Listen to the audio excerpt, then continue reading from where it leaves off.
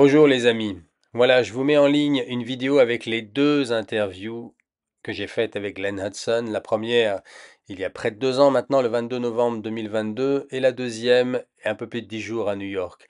Les deux sont vraiment complémentaires, elles nous permettent de mieux comprendre ce qui s'est passé et ce que nous sommes en droit d'attendre aujourd'hui. Pensez bien à partager cette nouvelle vidéo, à vous abonner si ça n'est pas encore fait, et restons bien dans la prière, dans les sacrements de l'Église, et essayons de vivre les messages comme nous le demande la Vierge Marie. Soyez bénis de Dieu, les amis. Passons tout de suite aux questions, et voici la première. Pouvez-vous rappeler à nos auditeurs qui vous êtes et quelle est votre relation avec les messages de la Sainte Vierge à Garabandal, s'il vous plaît? Oui, et avant tout, merci de m'avoir invité, j'en suis très heureux. En fait, tout a commencé alors que j'étais un jeune garçon jouant au football américain. J'avais du mal à courir et j'avais constamment mal aux jambes. Ma mère décida de m'amener chez le docteur et les radios montrèrent que j'avais un début de maladie de la moelle osseuse dans mes jambes.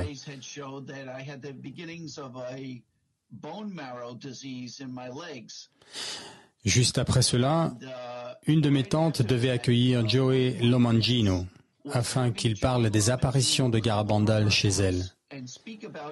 Et ma mère pensa que ce serait bien que je m'y rende, car à la fin de son témoignage, Joey sortait une médaille que la Sainte Vierge Marie avait embrassée. C'est une médaille d'à peu près 5 cm de hauteur, et l'on disait que certaines personnes avaient obtenu un miracle après avoir vénéré cette médaille. Bien sûr, comme j'étais un jeune garçon, je n'ai pas tout compris ce que Joey avait expliqué ce jour-là. Mais j'ai embrassé la médaille à la fin du témoignage et 2 semaines plus tard, je suis retourné chez le docteur et mes jambes étaient complètement guéries sur les radios. Praise the Lord. Oui, et les docteurs ont commencé à gronder ma mère car ils pensèrent que nous étions en train de leur faire une farce. Ils ne pouvaient pas croire que mes jambes étaient guéries, ils pensaient que nous avions amené une autre personne. 20 ans plus tard, j'avais environ 35 ans, et un bon ami à moi, qui était aussi le voisin de ma tante, avec qui je m'étais lié d'amitié car nous visitions souvent ma tante, il me proposa d'aller voir un homme qui témoignait au sujet d'une apparition de la Vierge Marie en Espagne. Je ne voulais pas vraiment y aller, mais mon ami me dit « Il faut que tu saches que le Padre Pio approuve cette apparition. » Je lui ai répondu « Ah bon, le Père Pio l'approuve? Ok, d'accord. Alors je veux bien m'y rendre et écouter cet homme. » Nous entrons donc dans la maison de Joey Lomangino et je vois Joey et à cause de l'accident qu'il a eu quand il était enfant, sa tête, son front a une grosse cicatrice et donc tu ne peux pas oublier un visage pareil. Donc je suis choqué et je dis à mon ami « Mais je connais cet homme, je l'ai rencontré quand j'étais plus jeune homme. » Peter me demande étonné « Quand l'as-tu rencontré ?» Je lui réponds « Quand j'avais 13 ans. » Donc j'écoute son témoignage une nouvelle fois et à la fin, quand tout le monde était parti, je suis resté avec Peter et nous avons parlé avec Joey. Et je me suis présenté en lui disant « Vous ne vous souvenez probablement pas de moi, mais j'ai reçu une guérison avec la médaille. » Ensuite, je lui ai dit que je travaillais principalement la nuit et que j'aimerais venir la journée pour l'aider. Il fut content d'avoir une personne de plus dans son équipe et nous avons commencé à devenir proches en travaillant ensemble. Les 2 premières années ont été une belle grâce. Travailler avec le groupe, écouter Joey et apprendre de lui, rencontrer Conchita et parler avec elle, une amitié s'est formée. Et 2 ans plus tard, Joey s'était rendu compte que je n'étais pas vraiment une personne timide. Il me dit alors « Je voudrais que tu te familiarises avec les apparitions à Garabandal et j'aimerais que tu commences à les faire connaître. »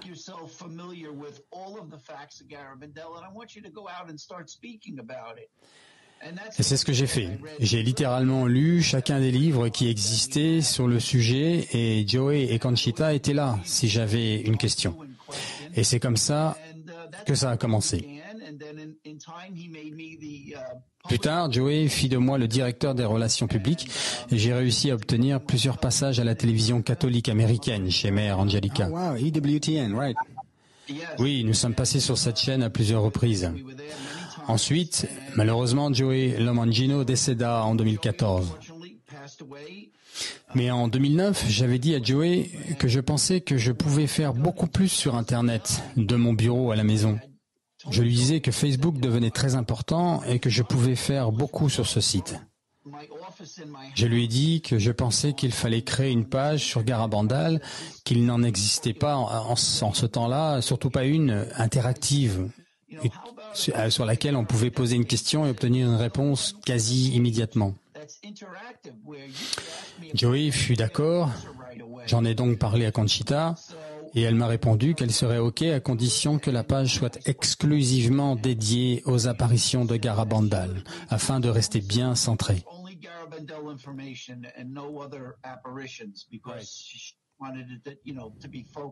J'ai donc créé la page et elle a pris un peu de temps pour grandir.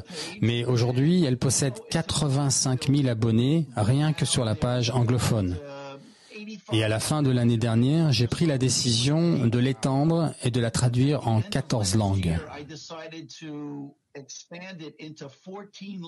Seen that, right. Donc, à ce sujet d'ailleurs, j'ai désormais une page en français et nous pourrions la transmettre à vos auditeurs.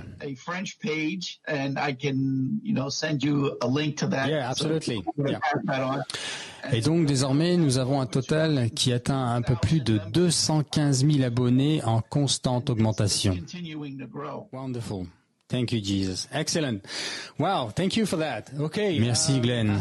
Alors j'ai préparé quelques autres questions supplémentaires évidemment. La deuxième question, la voici. Officielle actuelle de l'Église catholique concernant ces apparitions. What is the official position of the Holy Church as of today regarding these apparitions?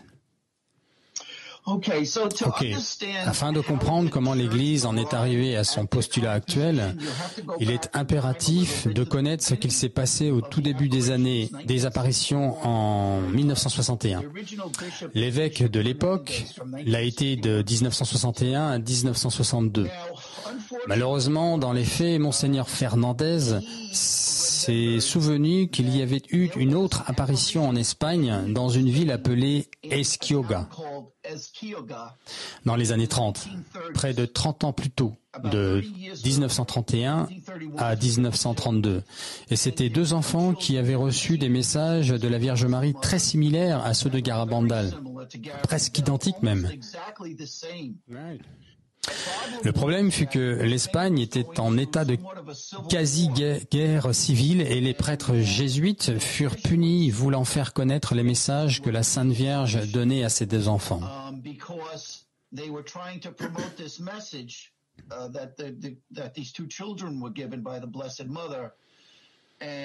En ce temps-là, les socialistes et communistes étaient au pouvoir et ils demandèrent aux jésuites d'arrêter de parler de ces messages, allant jusqu'à tuer certains d'entre eux.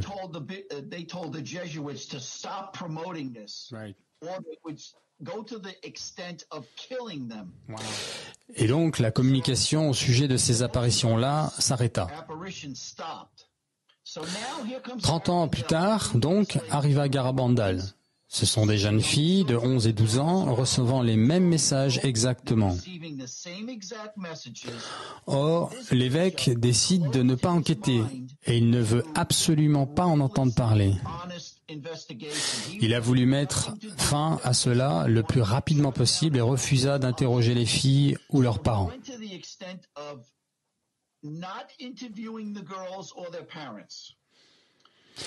Ce qu'il décida de faire fut d'envoyer un prêtre en commission, avec des docteurs, avec ordre de mettre un terme à cette situation et de prouver que ces apparitions étaient fausses.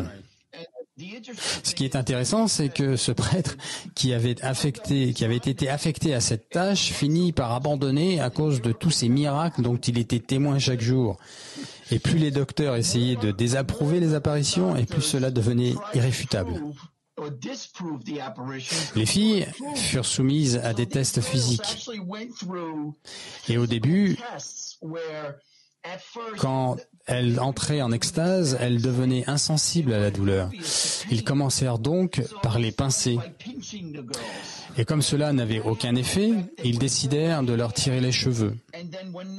Voyant que cela non plus ne leur faisait rien, ils les piquèrent avec des aiguilles. Voyant que cela n'avait toujours aucun effet, ils décidèrent d'en brûler une avec des allumettes. Et n'obtenant toujours pas de réaction, ils jetèrent même du sable dans les yeux d'une d'entre elles. Et la jeune fille ne cligna même pas des yeux. Ils essayèrent aussi avec le flash d'un appareil photo. C'était une grosse ampoule flashante en ce temps-là. Et là encore, les yeux ne clignèrent pas. Un des docteurs essaya aussi d'hypnotiser Conchita lorsqu'elle n'était pas en extase. Il l'approcha à un moment où Conchita était dans son état normal, mais dès que le docteur essaya de l'hypnotiser, la Vierge Marie la fit entrer en extase pour qu'elle ne puisse pas entendre les paroles du docteur.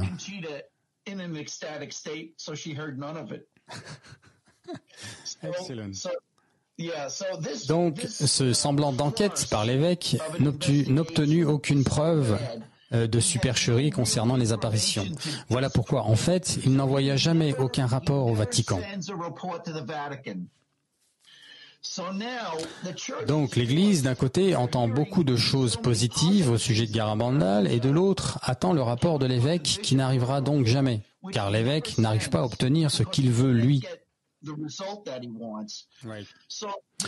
Il faut savoir que l'Église possède 3 niveaux d'état d'enquête pour toute apparition en général. Le premier niveau est que l'apparition est reconnue.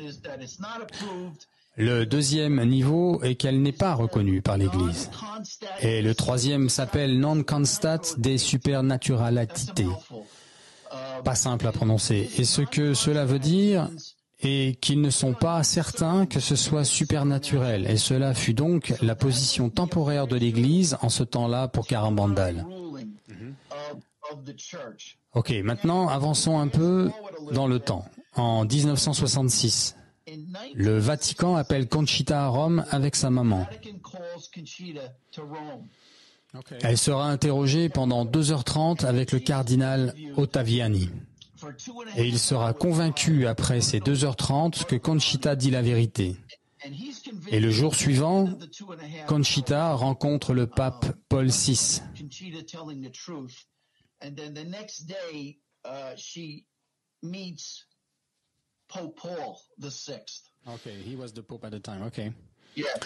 Oui, et il est tellement convaincu lui aussi que pendant l'audience publique, le pape dira « Conchita, je te bénis et l'Église tout entière te bénit ».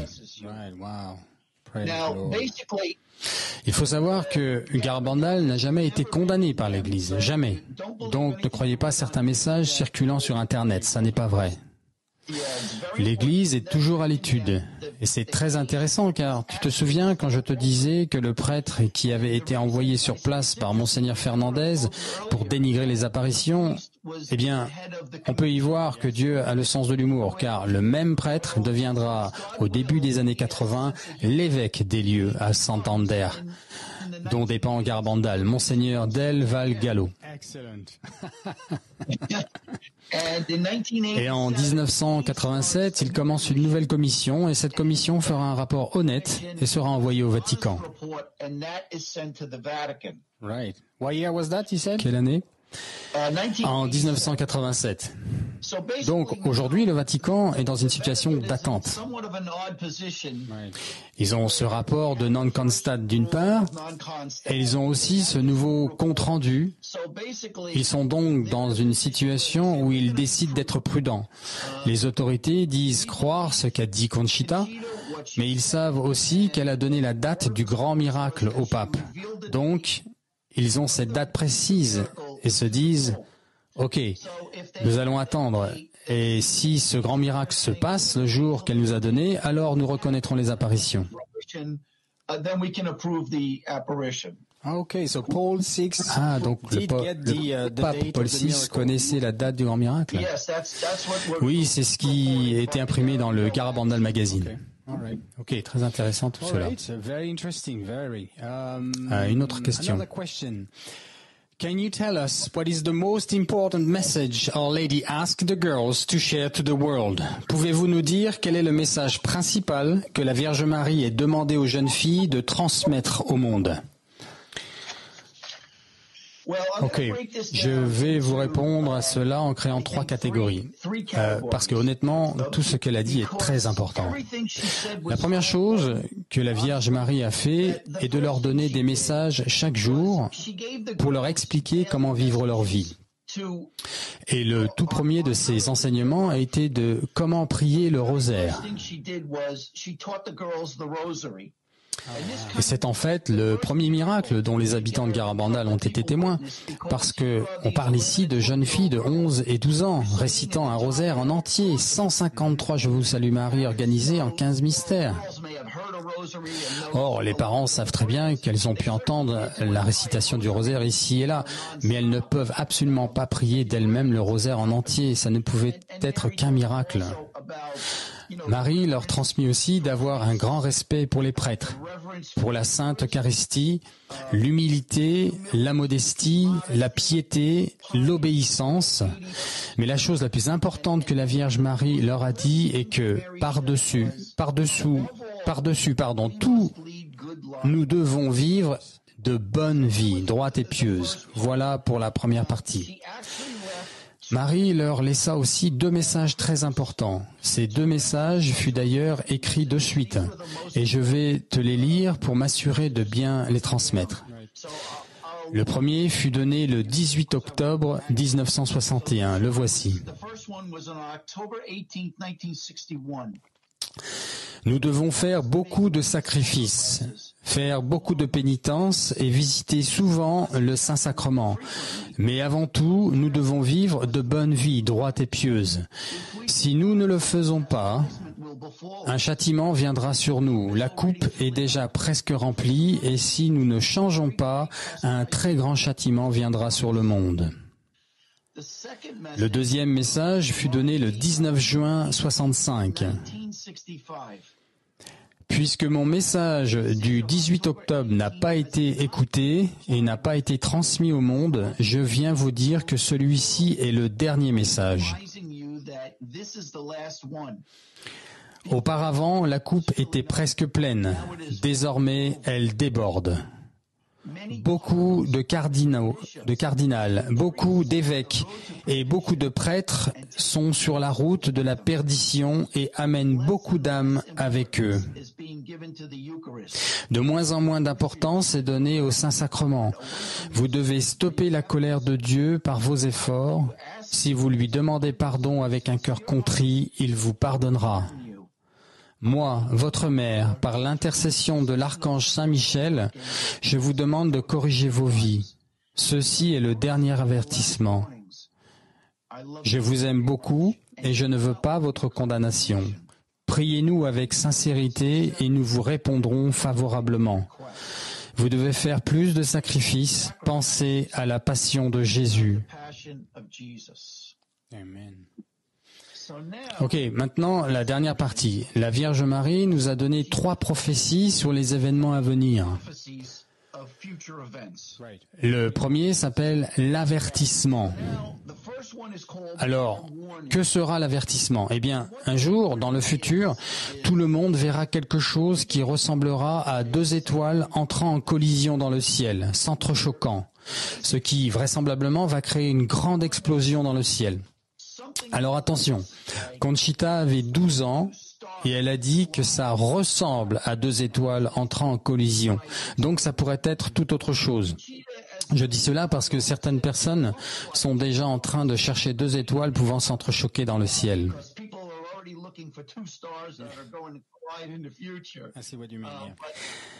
Il ne faut pas oublier qu'elle n'avait que 12 ans lors de cette révélation, donc il est possible que ce soit quelque chose d'autre. Cependant, lorsque cela arrivera, le temps va s'arrêter. Dieu va arrêter le temps et nous allons voir notre propre âme comme Dieu la voit. Il va nous montrer nos péchés et la gravité de nos péchés comme lui les voit.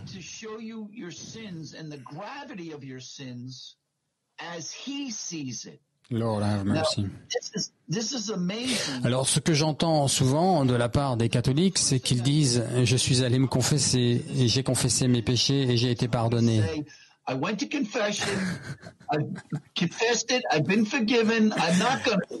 I was actually thinking that. J'étais justement en train de penser à ça, figure-toi. Classique. I've only heard that remark about. On me fait très souvent cette remarque, donc j'essaye toujours de l'expliquer d'une manière compréhensible pour tout le monde. Ce dont nous parlons ici n'est pas d'une punition, c'est un enseignement. Je leur demande ceci, dis-moi, à ton avis, comment Dieu voit-il par exemple la différence entre tel ou tel péché? Et ils me répondent en général, je sais pas. Je leur réponds exactement. Nous ne pouvons pas savoir parfaitement comment même un petit péché véniel peut offenser Dieu. Et il va nous éduquer en ce sens. Il va nous montrer comment même un petit péché l'offense et comment les grands péchés l'offensent bien sûr aussi. Et j'essaye de leur dire de cette manière.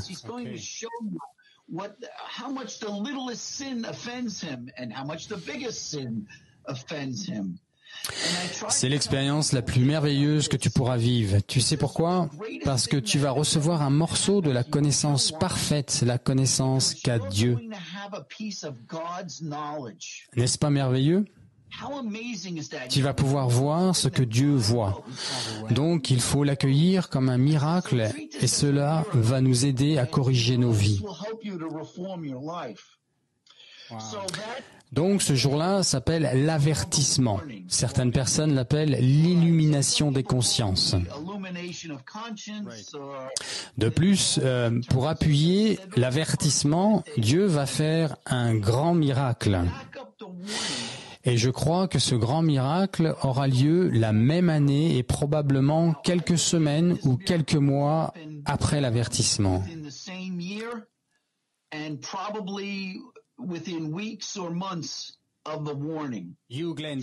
Toi, Glenn, tu penses ça? Oui, à travers mes nombreuses recherches, je crois cela.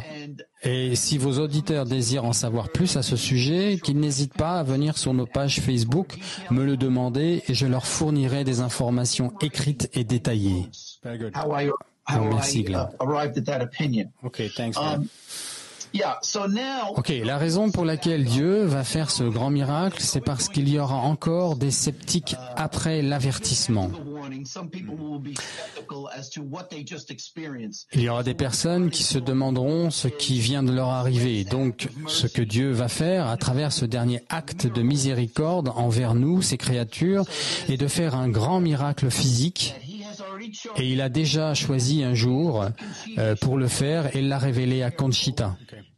Elle connaît la date du grand miracle et elle va nous le révéler au monde 8 jours avant qu'il ne se produise en Espagne. À Garabandal? Oui, à Garabandal. Et là encore, nous avons beaucoup de détails concernant le jour quand cela se produira, donc si tes auditeurs veulent plus d'infos, je leur donnerai par écrit. Mais nous avons de très bonnes raisons de croire que cela arrivera en avril entre le 8 et le 16 et à 20h30 local en Espagne. Cela se passera le jour d'une fête d'un jeune martyr de l'Eucharistie, mais pas le jour de la fête du Seigneur. Or, la Vierge Marie a dit que tous les malades présents ce jour-là, le jour du grand miracle à Garabandal, seront guéris et les incrédules deviendront croyants. Et ce sera le plus grand miracle que Jésus n'ait jamais fait dans le monde. Wow. Concernant le miracle lui-même, j'ai pas mal travaillé dessus. Ce sera vraisemblablement un événement en 2 temps. Il va y avoir un miracle physique qui va durer à peu près 15 minutes, à l'endroit où la Vierge Marie apparaissait aux filles et qui s'appelle le lieu des arbres à pain. Il y a 9 arbres à pain à cet endroit précis. À la fin de ce miracle, après cette quinzaine de minutes, donc, Dieu va faire apparaître et laisser un signe qui restera là jusqu'à la fin du monde et que personne ne pourra ni toucher, ni enlever, ni détruire, jamais. Donc, il va y avoir un miracle en 2 temps et dont la deuxième partie durera jusqu'à la fin des temps. Donc, pour récapituler, il va y avoir l'avertissement et ensuite arrivera le grand miracle qui viendra témoigner que l'avertissement venait bien de Dieu. Ok, maintenant la partie effrayante, c'est la 3e prophétie, si le monde ne se corrige pas. Après ça, après tout cela, on ne sait pas combien de temps après, car la Vierge Marie ne l'a pas spécifié. Est-ce quelques semaines, quelques mois ou années? On ne le sait pas. Tout ce que l'on sait est que si, après cela, il n'y a pas une sérieuse correction globale du monde, alors Dieu fera venir ce que la Vierge Marie appelle un grand châtiment conditionnel. Et le mot clé ici, comme je le dis toujours, est que Marie a dit que ce sera conditionnel. Elle n'a pas dit que c'était irréversible. Donc nous avons une possibilité de nous sauver en tant qu'humanité par nos actions. Prenons par exemple le pire scénario et que le monde ne se corrige pas, ou alors qu'il se corrige mais seulement par une courte période. Cela me fait un peu peur, mais je compare toujours ça à nos bonnes résolutions de la nouvelle année, tu sais. On ne les garde jamais bien longtemps, tu vois ce que je veux dire. Ok, maintenant, concernant le grand châtiment, nous avons peu d'informations. Nous avons une description de Conchita et une de Marie Loli. Il faut savoir que les filles l'ont vu. Ce grand châtiment leur a été montré. Conchita, pour sa part, a dit ceci. « Ce sera pire que d'être entouré de feu au-dessus et en dessous de nous. » Quant à Marie Loli, voici ce qu'elle a dit. « Les rivières seront remplies de sang et du feu descendra du ciel. » Jesus, mon Dieu. Donc, ce qui nous attend, si on ne se corrige pas, a l'air plutôt terrible. C'est la raison pour laquelle je passe tout ce temps à promouvoir les messages de Garabandal, parce que le fait est que c'en est fini pour nous si on ne se corrige pas.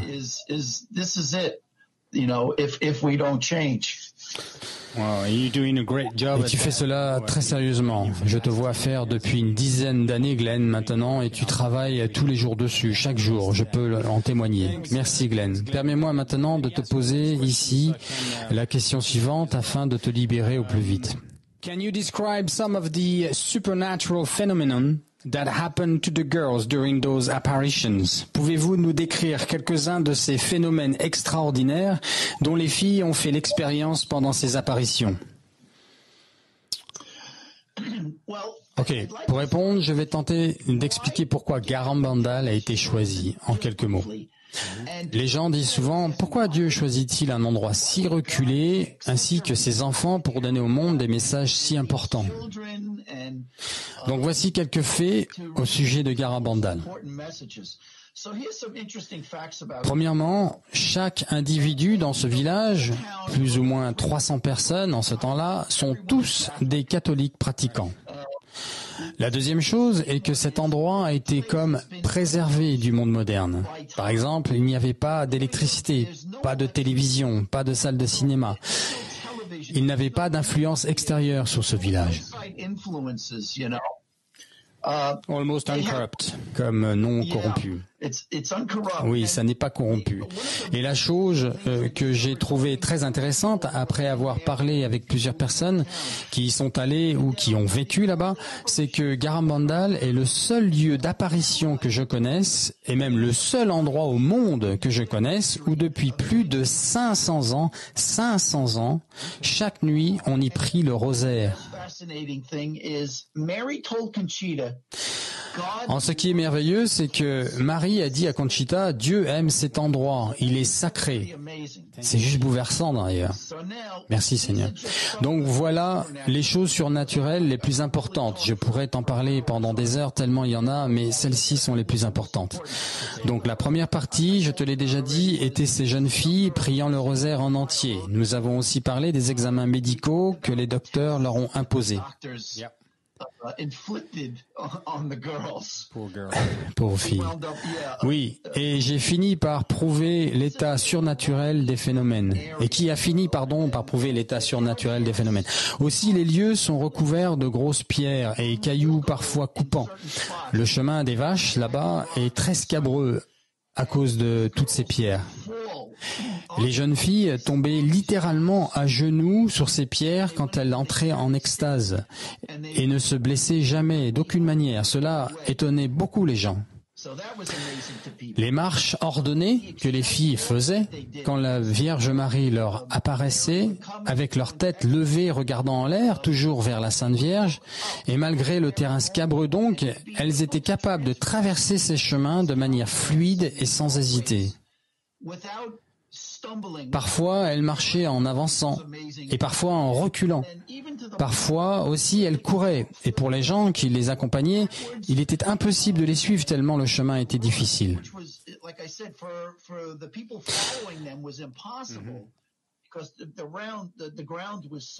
Les filles avaient aussi la capacité de se soulever l'une et l'autre en état d'extase. Et pourtant, 2 hommes adultes ensemble n'étaient pas capables de soulever une seule de ces filles.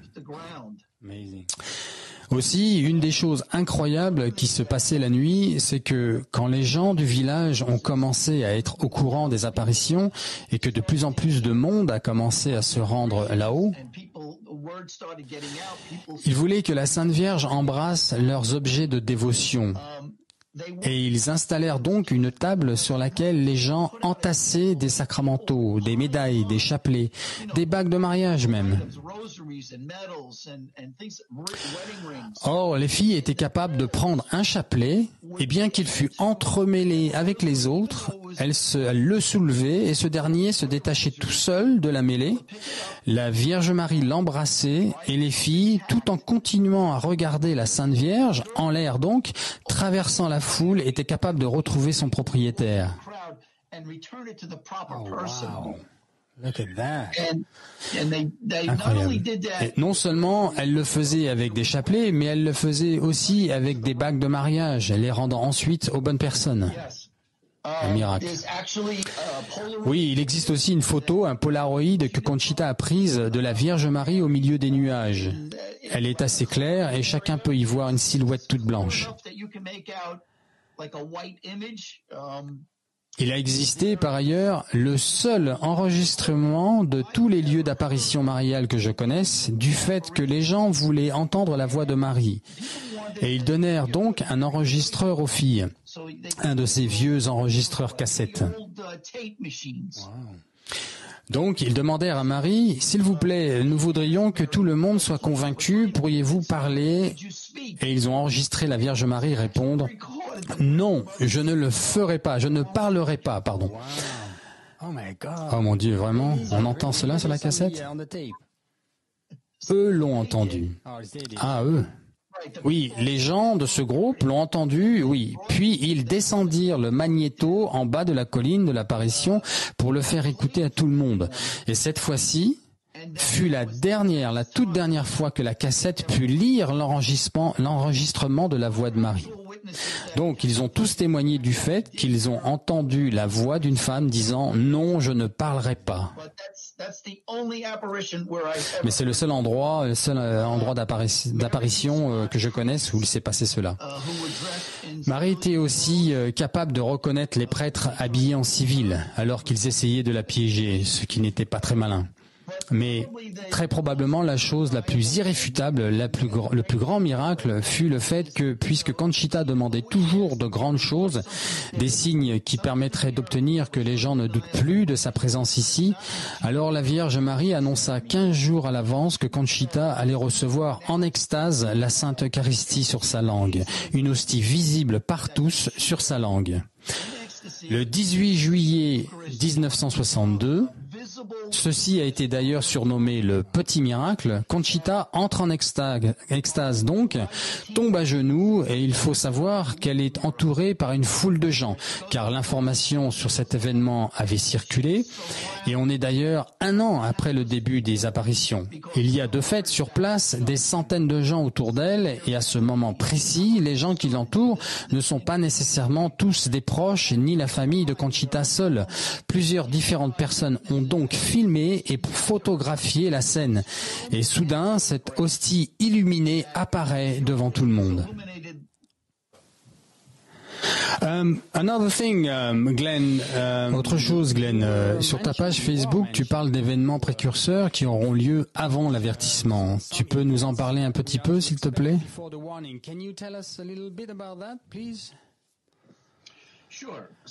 Absolument. Les premières informations que nous avons nous ont été données par Marie Lolly. Cette dernière a spécifié que l'avertissement aura lieu une année paire.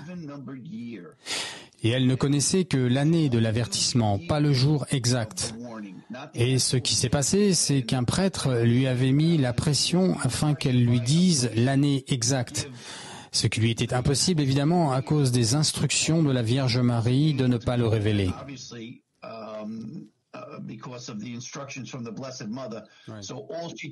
Donc tout ce qu'elle a répondu au prêtre fut cela, que ce sera une année paire.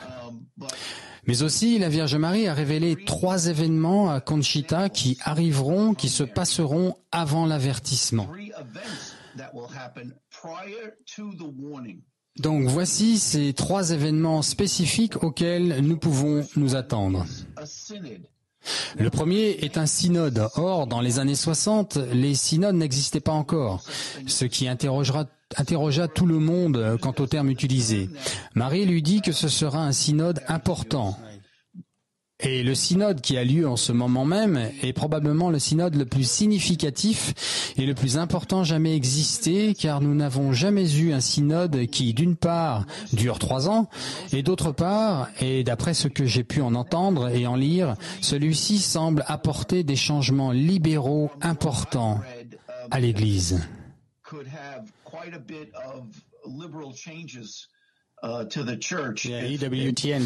Oui, en effet, la chaîne américaine catholique en parle beaucoup ces derniers temps. Oui, si tu veux mon opinion, ce synode est celui dont parle Conchita. Le deuxième événement parle du communisme qui reviendra en force dans le monde. Or, là aussi, il faut prendre en considération que nous étions en 1961-62. Et les gens dirent, mais cela n'a pas de sens, car où y a-t-il du communisme aujourd'hui dans le monde? Et nous savons tous que l'Union soviétique a été démantelée. Or, nous ne pouvons que constater qu'il est bien revenu nonobstant. Enfin, la troisième information est que le pape retournera d'un voyage à Moscou. Elle ne dit pas juste la Russie, elle dit bien Moscou. Et dès son retour à Rome, les hostilités éclateront partout en Europe. Donc ces 3 événements sont très spécifiques et 2 d'entre eux ont déjà eu lieu, sont déjà en cours. Tu as un double appel, aucun souci Glenn, ça ne nous dérange pas. Donc 3 signes dont le premier est le synode, lequel est supposé se terminer l'année prochaine, sauf erreur? Oui, en fait, non. Il vient tout juste d'être reconduit jusqu'en 2024. Ah bon, ok, intéressant tout ça. Donc l'avertissement aura lieu une année paire, le communisme se répand de plus en plus dans le monde et le pape revient de Moscou et la guerre éclate en Europe. Oui, voilà les signes précurseurs que nous connaissons et qui ont été révélés à Conchita. Ok, très instructif. Merci Glenn. Ok, afin de terminer, j'ai une autre question si cela te va. When was the last time you spoke to Mrs. Conchita Gonzalez and how is she doing? Quand avez-vous parlé à Madame Conchita Gonzalez pour la dernière fois et comment va-t-elle? Tu sais, quand tu es ami avec quelqu'un et tu ne penses pas à autre chose, c'est une amie. Je l'appelle si j'ai besoin. Nous sommes passés la voir avec mon épouse il y a 2 semaines, de cela dimanche après-midi. Ce n'est pas comme si nous avions quelque obligation, ni elle d'ailleurs. Si on a besoin de parler de quoi que ce soit, on s'appelle. Et ce qui est bien avec le fait d'être ami, d'être son ami, c'est que nous avons les mêmes sujets de conversation que tu as avec n'importe quel autre ami. Tu vois ce que je veux dire? Comment va ta famille? Comment vas-tu? On parle de sport, elle aime le football et le football américain aussi. Nous avons aussi parlé de la Coupe du Monde qui aura bientôt lieu. Donc tu vois, nous avons cette sorte d'amitié régulière où nous échangeons sur toutes choses. Elle a 73 ans aujourd'hui, elle est en très bonne santé et elle est très positive. Je dirais qu'elle vit une vie calme, humble et spirituelle. Elle va très bien. She's in very good health, very good spirits. She leads a quiet, humble spiritual life, but she's very well. Excellent. Elle semble avoir décidé, Glenn, de se retirer. Je veux dire, elle a décidé de ne plus apparaître publiquement depuis les années 80. Est-ce bien cela? Oui, ce qui s'est passé en fait, c'est qu'elle avait déjà donné beaucoup d'interviews, écrit des livres, passé à la radio, sur plusieurs télévisions, et ça pendant 20 ans, 20 années. Waouh, oui, en effet. Je lui avais dit, d'ailleurs, moi, je lui ai posé cette question, pourquoi elle ne faisait plus d'interviews. Elle m'avait répliqué, tu sais Glenn, pendant 20 ans, j'ai répondu à toutes les questions qu'on me posait. Or, les gens ne veulent pas écouter. Alors pourquoi continuer? J'ai dit tout ce que j'avais à dire, les réponses sont disponibles à ceux qui cherchent. J'ai répété les mêmes choses des milliers de fois, tout est dans les livres et dans les vidéos. Il n'y a rien à ajouter et je ne parlerai plus jusqu'au jour de l'annonce du grand miracle, du grand miracle 8 jours avant. Extraordinaire. Tout cela est vraiment merveilleux. Dis-moi Glenn, je ne peux m'empêcher d'être reconnaissant et pour le bien de nos auditeurs, pour que la grâce de Dieu puisse descendre sur chacun d'entre eux, ainsi que sur toi et moi, nous en avons tous besoin. J'aimerais prier un Je vous salue Marie, cela te convient-il?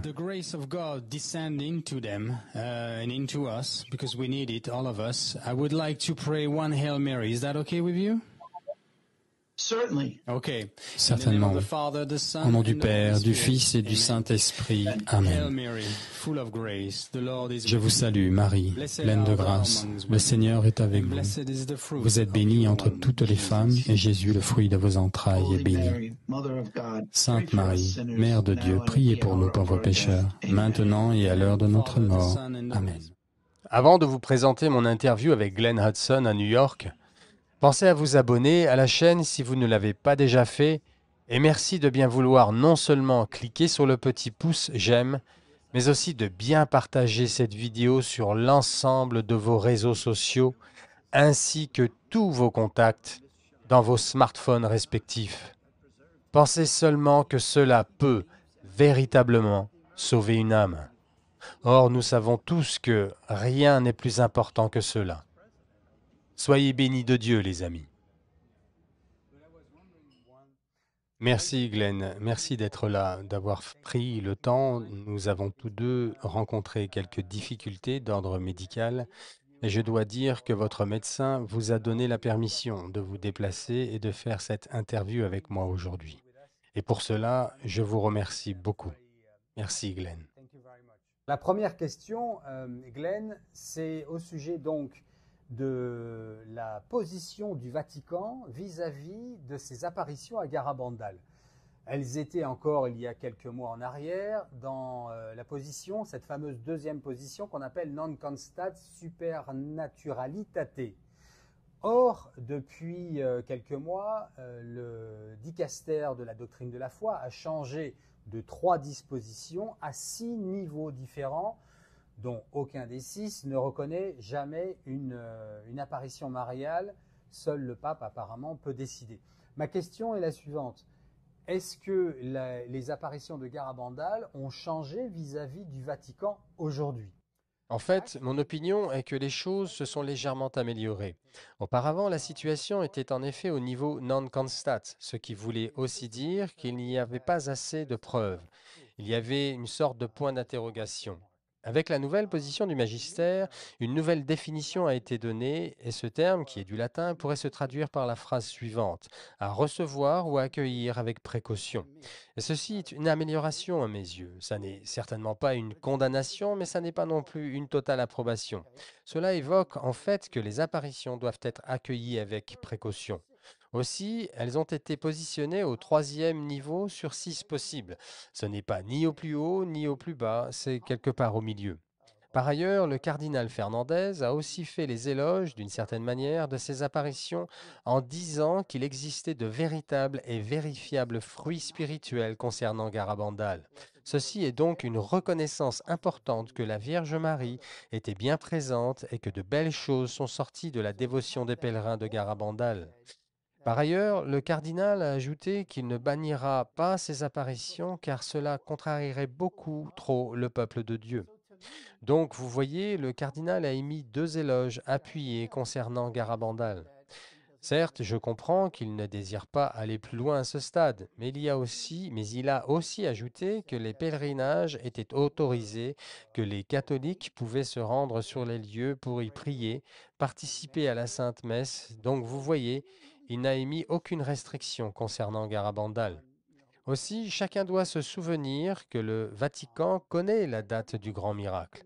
En effet, en 1966, Conchita fut convoquée au Vatican et interrogée par le cardinal Ottaviani pendant 2h30, lequel fut très heureux de cette rencontre et organisa dans la foulée un entretien privé avec le pape Paul VI.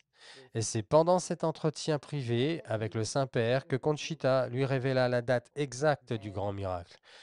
Donc, de fait, le Vatican connaît le jour du grand miracle. Or, ceci est une des raisons pour laquelle les gens se demandent, mais pourquoi le Vatican ne reconnaît-il pas Garabandal?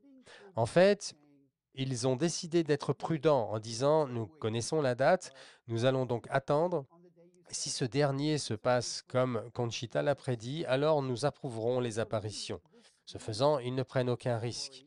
Mais pour moi, cette nouvelle catégorie de reconnaissance dans laquelle se trouvent les apparitions est en fait meilleure, car comme je le disais, des éloges ont été faits les concernant. L'Église demande de rester prudent.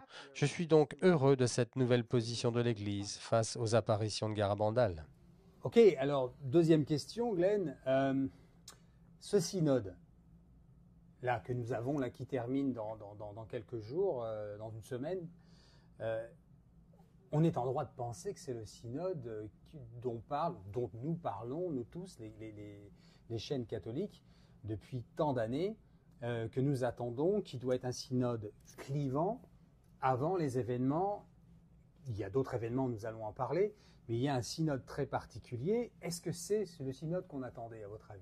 Afin de pouvoir répondre à cette question, je pense qu'il est nécessaire de regarder les faits qui entourent et concernent ce synode particulièrement. Et personne ne peut, quoi qu'il arrive, répondre avec certitude à cette question. Cependant, si l'on s'en tient aux faits, la première chose qui est à noter est le nom donné à ce synode. Il s'appelle le synode sur la synodalité. C'est donc déjà très particulier. La deuxième chose à remarquer est le nombre d'années que cela dure maintenant. Jamais aucun synode n'a demandé autant d'années. La suivante, ce sont les sujets qui y sont discutés, dont certains sont somme toute traditionnels, alors que d'autres sont extrêmement libérales. Or, ces sujets discutés lors de ce synode sont très importants et pourraient apporter des changements radicaux. Nous ne le savons pas encore.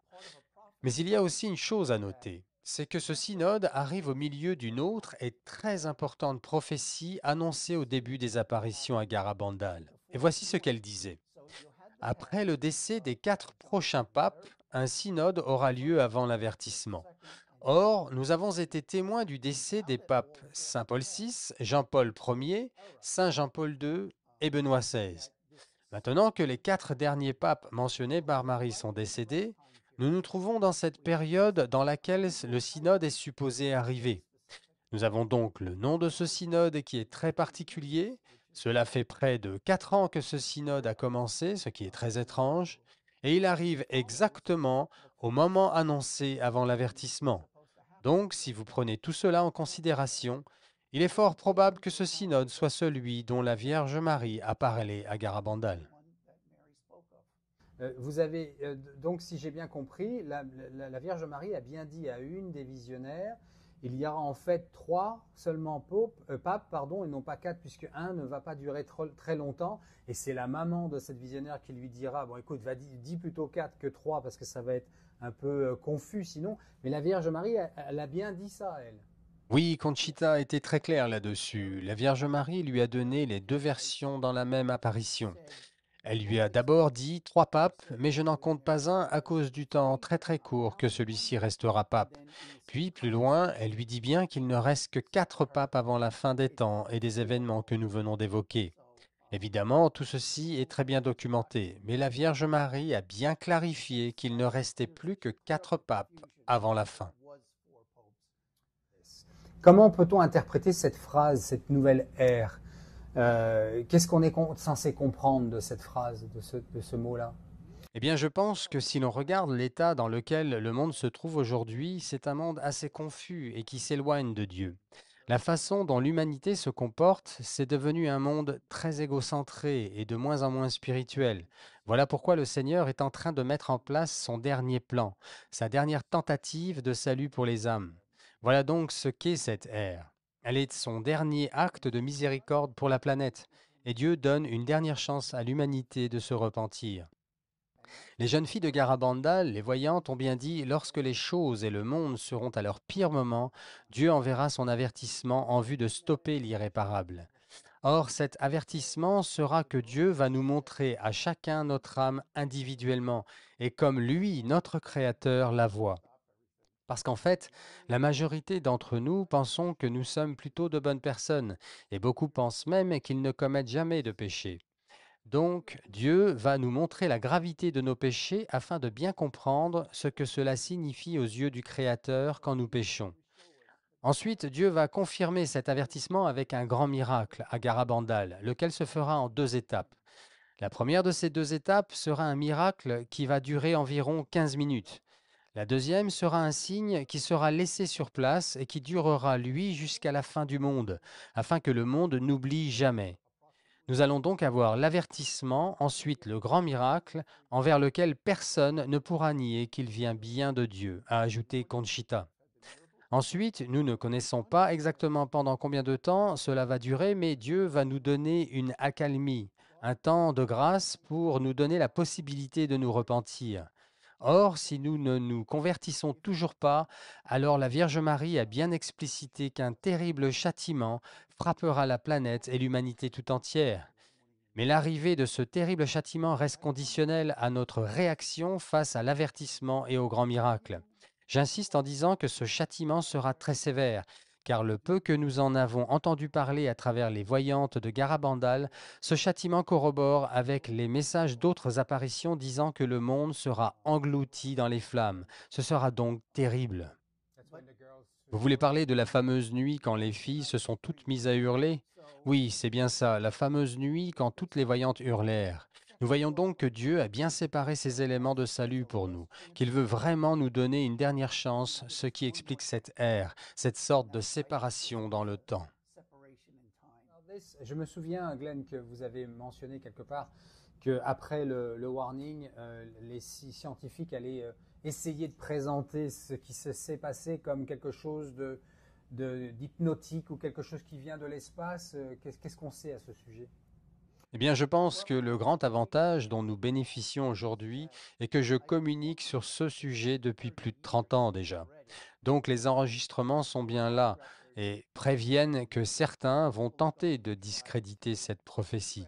Donc peu importe les excuses ou explications pseudo-rationnelles qu'ils voudront utiliser, cette prédiction a pour la première fois été révélée dans les années 60. Il faut donc reconnaître que c'est une prédiction fortement crédible que de l'avoir prédit plus de 60 ans à l'avance, avec autant de détails aussi précis. Conchita a pris la parole récemment, en 2020, pendant la pandémie, et elle n'avait pas fait ceci depuis les années 80. Elle avait décidé de se retirer, pour les raisons que nous connaissons déjà. Est-ce que vous pouvez nous rappeler, Glenn, s'il vous plaît, ce dernier message de Conchita en 2020, s'il vous plaît? C'était la période à laquelle la pandémie avait atteint son plus haut sommet et d'évidence, le monde se posait beaucoup de questions à ce sujet. Or, personnellement, je ne demande jamais à Conchita de prendre la parole dû au respect que j'ai pour elle. Et d'ailleurs, si elle voulait le faire, elle n'a pas besoin que l'on lui demande.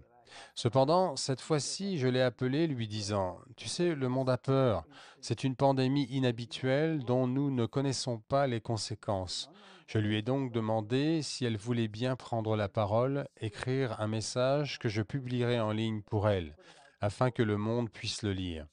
Et avec sa gentillesse légendaire, elle m'a quasi immédiatement envoyé un email avec son message et son autorisation de le mettre en ligne. Je vais vous lire ce message maintenant. Nous sommes le 19 mars 2020 et je vous le lis afin d'être précis. Dieu est en train de nous détourner de la sécurité de ce monde. Dans le silence de nos églises ou bien dans nos maisons, nous sommes maintenant en mesure de faire un examen de conscience afin de nous débarrasser de tout ce qui nous empêche de clairement entendre la voix du Seigneur nous parler. Avec sincérité, nous pouvons demander à Dieu ce qu'il attend de nous aujourd'hui et continuer à le lui demander chaque jour, ainsi que de passer autant de temps que possible avec le Seigneur, à l'Église ou dans nos maisons, dans le silence. Dieu est tout ce dont nous avons besoin.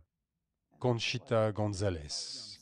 La question que je vais poser là maintenant concerne d'autres apparitions mariales, mais je veux stresser à ce moment d'une manière très importante que Glenn, que je connais depuis 2011, a été mandaté pour représenter les messages de Garabandal par Joel Amangino, qui était le responsable de la communication, et bien sûr Conchita González.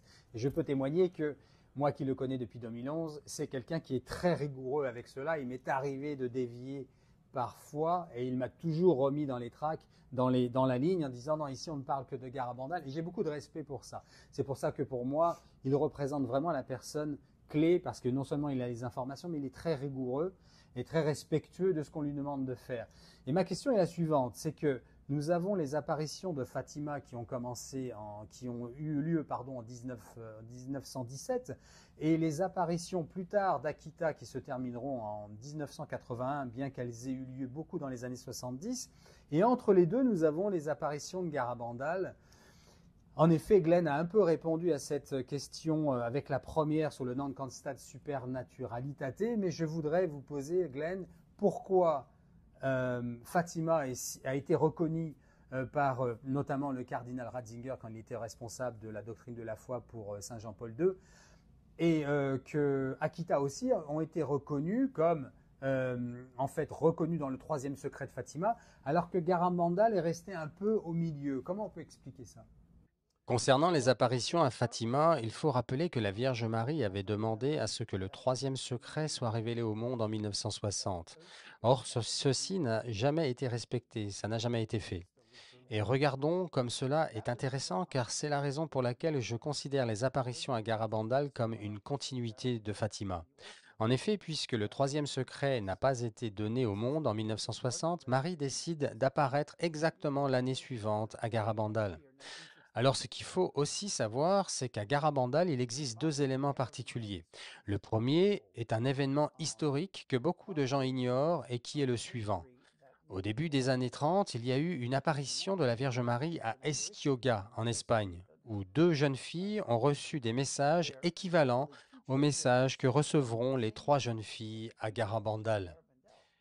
En quelle année était-ce cela ? Ceci s'est passé dans les années 30, je crois me souvenir que c'est l'année 1931 à Esquioga. Or, en ce temps-là, l'Espagne traversait une guerre civile avec un gouvernement socialiste, lequel voulait faire taire les prêtres jésuites, jusqu'au point où ils tuèrent les prêtres qui refusaient de se taire.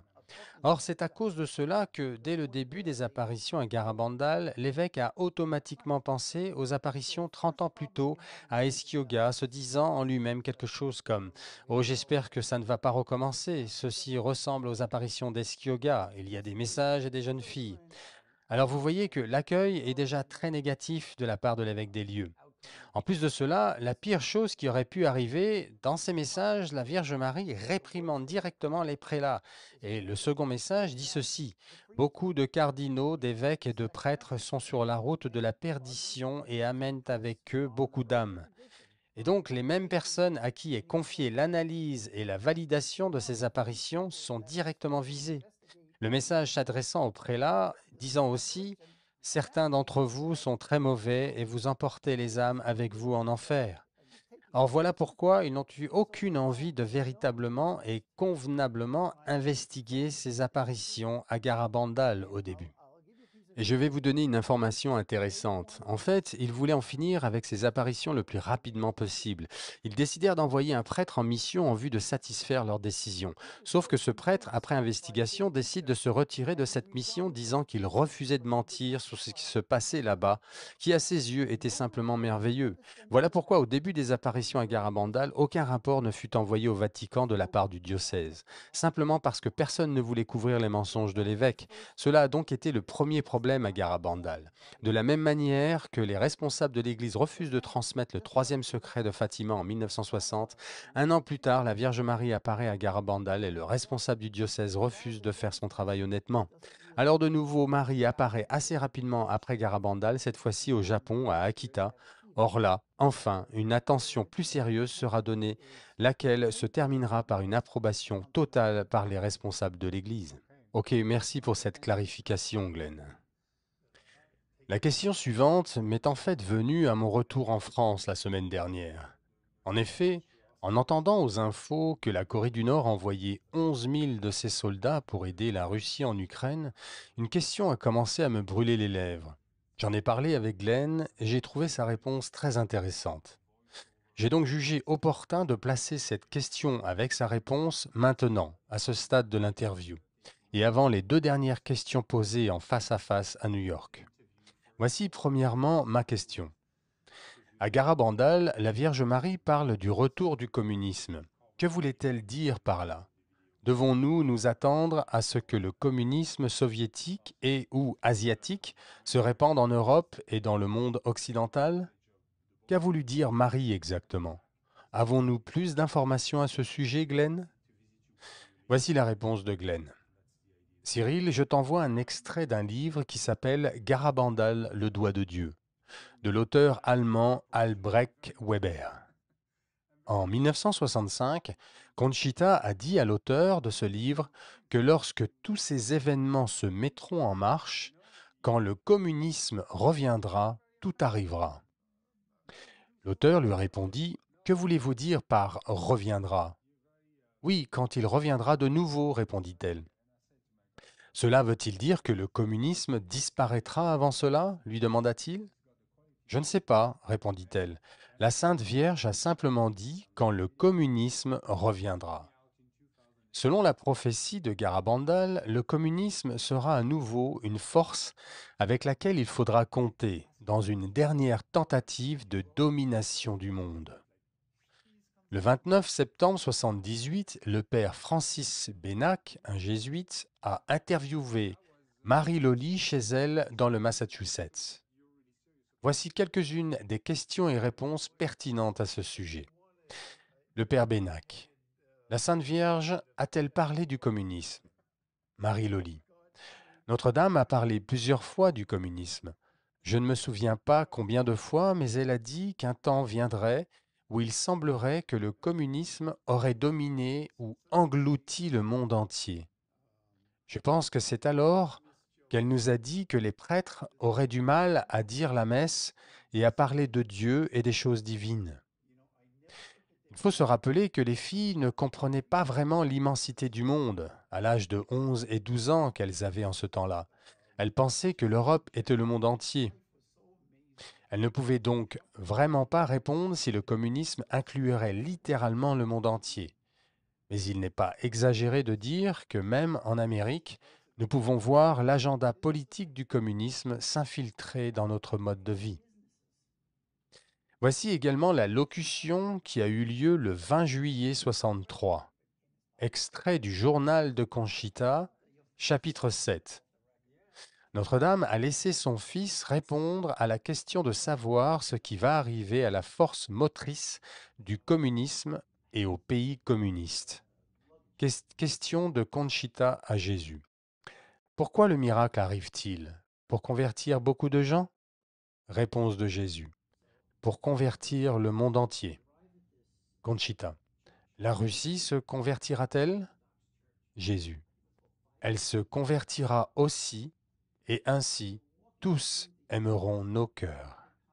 Ma question suivante concerne Conchita, Glenn. Nous sommes ici à New York, vous vivez à Long Island et Conchita vit dans votre quartier résidentiel. Vous partagez la même paroisse et êtes des amis proches. Comment va Conchita aujourd'hui? Elle va très bien. Conchita vit une vie très simple, très humble et spirituelle. Elle ne recherche aucune attention. Elle désire seulement répondre à la mission qui lui a été donnée, c'est-à-dire de prévenir le monde 8 jours avant le grand miracle. Elle se contente d'une vie paisible et spirituelle, au calme. Elle est, je pense, une source d'inspiration et un exemple pour les autres sur comment vivre sa vie ici-bas. Gloire à Dieu. Je vous demande de lui transmettre que nous allons, avec tous les abonnés de la chaîne, prier pour elle, ainsi que pour votre famille, Glenn. S'il vous plaît, transmettez-lui bien cela. Tu viens de mentionner, Glenn, que la prochaine fois que Conchita prendra la parole sera 8 jours avant le miracle. Comment cela va se passer exactement? Est-ce qu'elle a déjà planifié cela et comment elle va s'y prendre? En fait, ceci est une chose qui a évolué avec le temps. Je sais que Conchita a sa propre liste de contacts qu'elle informera, notamment certaines communautés religieuses et la famille. Mais quand elle m'appellera, alors ce sera mon travail de répandre l'information à travers tous les médias disponibles. Comme vous le savez, en 2009, j'ai créé cette page Facebook, en anglais dans un premier temps, laquelle a évolué et est désormais traduite en 16 langues différentes à travers le monde. Je vais donc évidemment utiliser ce réseau en vue d'informer. J'écris aussi sur différents supports et sites web dédiés aux messages de Garabandal. J'ai aussi cette relation avec les médias, notamment la chaîne catholique américaine EWTN, qui couvrira aussi le monde. J'ai donc, comme vous le voyez, beaucoup de sources et vecteurs sur Internet, ainsi qu'à la télévision qui, automatiquement, vont créer ce qu'on appelle l'effet domino, où chacun contactera ses propres contacts et réseaux sociaux à travers le monde. On comprend donc que l'information va se répandre très rapidement sur la planète. Nous sommes bientôt, nous sommes proches en tout cas du warning, de l'avertissement, comme on dit en français. En tout cas, nous pouvons le penser sérieusement depuis le temps que nous avons ces informations-là. Nous savons que ça arrive une année paire. Quel est le meilleur conseil qu'on puisse donner au monde et aux personnes qui vont voir cette vidéo, cette interview? Quel est le meilleur conseil aujourd'hui qu'on puisse donner pour se préparer? Le meilleur conseil qui est probablement jamais donné Conchita est celui-ci, et je pense qu'elle sera d'accord avec cela. Ça n'est pas au sujet des prophéties. Elle a dit « Mettez en pratique les messages de la Vierge Marie dans vos vies respectives. Il est plus important de vivre les messages que de croire aux apparitions, car elle ajoute « C'est en fait le seul but des apparitions, de confesser ses péchés, d'aller à la messe, de recevoir la communion si vous le pouvez, de prier le chapelet du rosaire, de porter le scapulaire. C'est bien cela la base des apparitions à Garabandal. » Et donc, la célèbre phrase d'exhortation de Conchita quand elle dit « Vivez les messages » est vraiment le meilleur conseil que l'on puisse donner au monde, parce que cela est véritablement la seule chose qui compte, la manière dont chacun se conduit dans sa vie respective. Et il faut reconnaître que c'est une recette plutôt simple à mettre en place. Voici ce qu'est, je pense, le conseil que donnerait Conchita au monde encore aujourd'hui. Juste, vivez les messages. Et c'est une exhortation on ne peut plus catholique, Glenn, n'est-ce pas? Oui, absolument, Cyril. Merci beaucoup, Glenn. Merci de nous avoir consacré ce temps précieux. Cela a véritablement été un privilège et j'espère aussi que nous pourrons apporter notre pierre à l'édifice lorsque l'heure aura sonné, en aidant le Seigneur et la Vierge Marie à propager l'information. Cela, bien sûr, en vue d'obtenir le salut du plus d'âmes possible au moment venu. Merci, Glenn.